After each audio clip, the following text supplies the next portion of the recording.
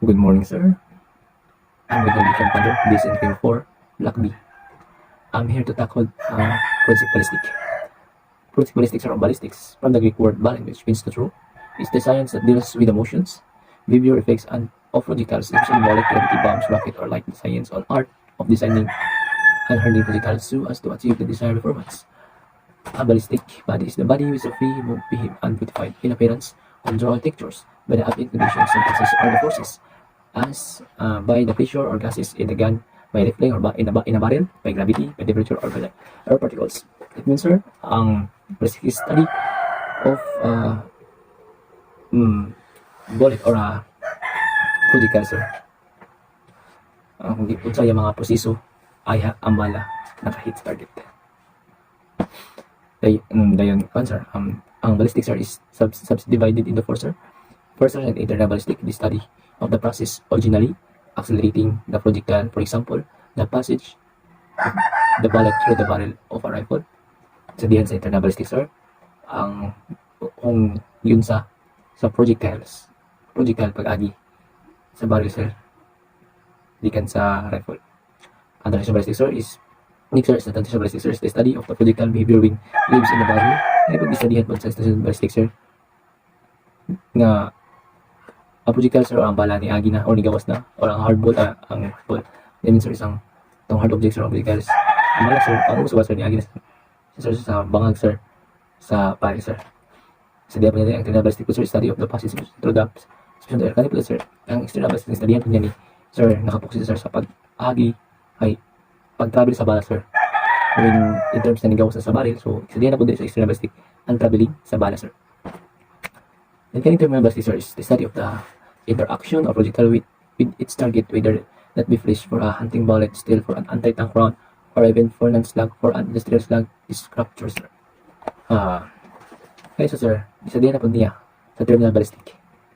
Ang direction critical with is target, whether that be flesh. Ang yung igo na, sir, isa din na dari kong as. Ang terminal, it means sa terminal ballistic, ang igo or ang hit na target sa bala, sir.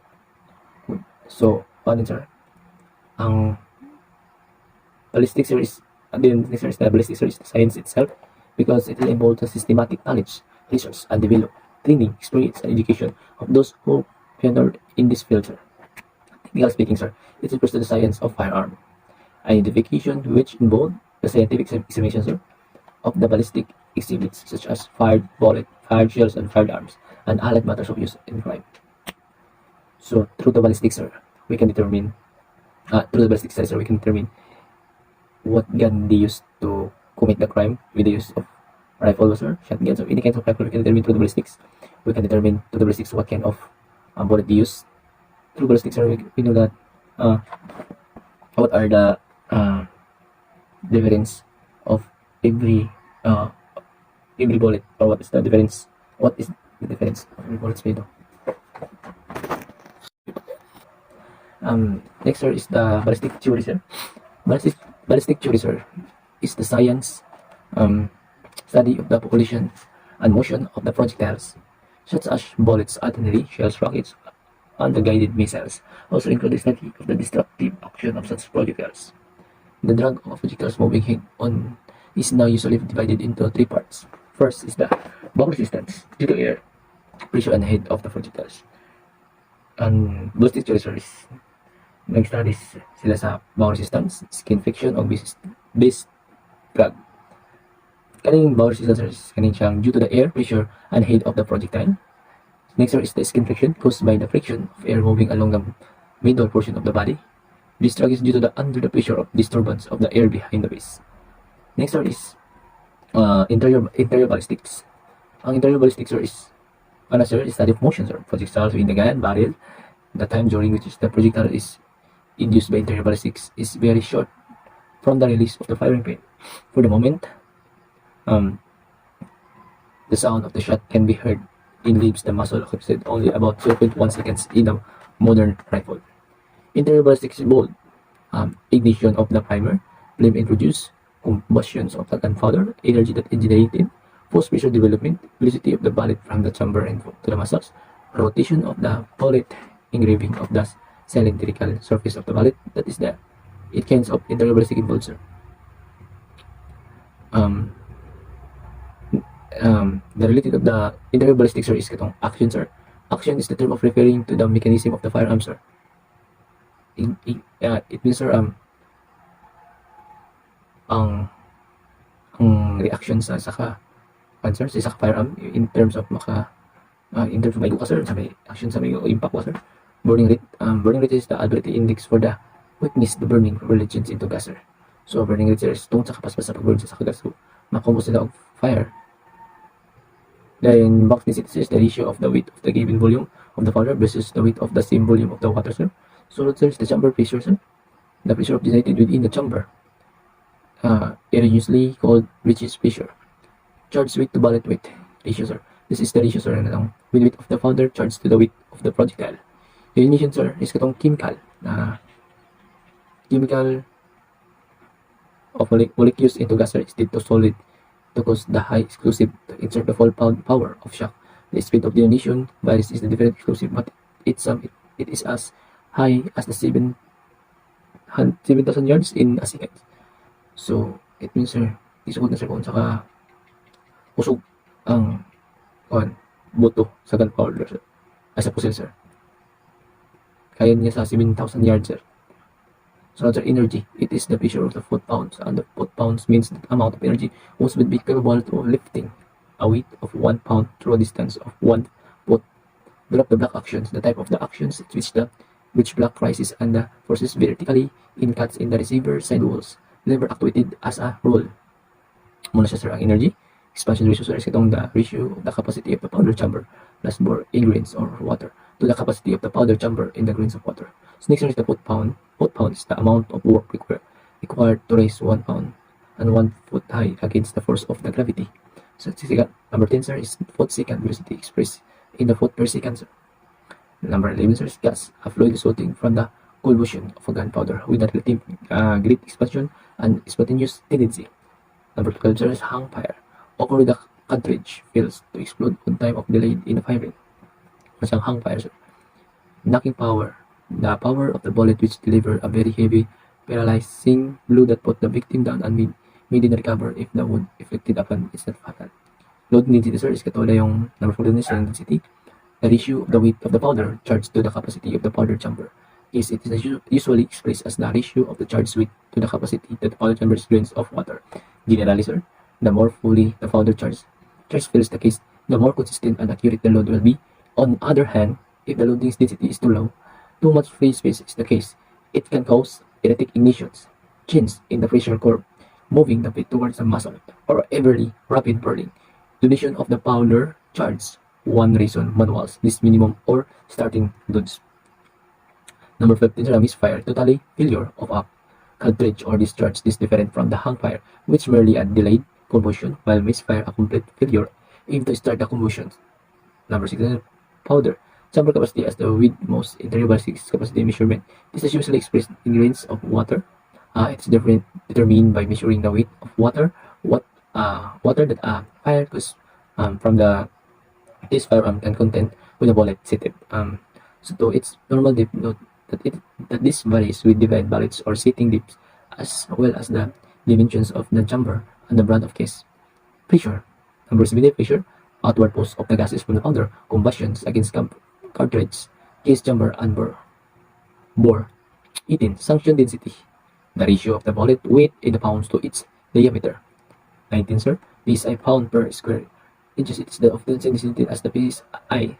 This designation is now used to signify as the measurement of a chamber pressure taken with a piezoelectric device. Piezoelectric units operate in a similar fashion to the